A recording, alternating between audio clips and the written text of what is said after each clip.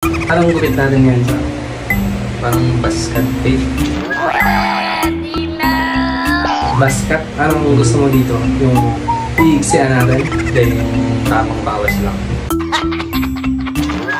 So hindi siya masyadong maiksi.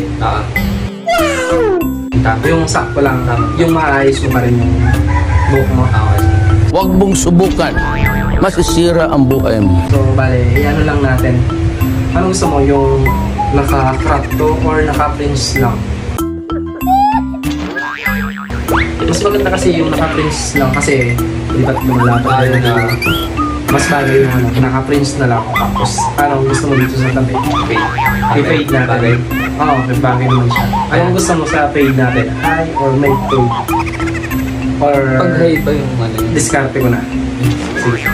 So gawin na lang natin ang mid fade, no, para bumagay siya sa gusto ng ulo. Okay, sige. Saka matakpan natin tong ano, yung hairline mo dito, no? Okay, sige. I-fringe cap na natin. Okay.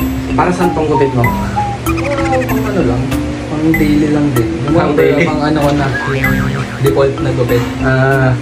Kasi ang hirap ko yun, manipis na. Anong problema mo sa buhok mo? Manipis na. Manipis na. So kailangan natin, so hindi lang masyadong iiklian yung ibabaw natin. Tapos medyo naka-bounce siya, naka-forward ang style mo. Okay. So wala nang iba? Wala na. Wala na. Sure na sa gupit natin? Okay, simulan na natin? Sige. Okay.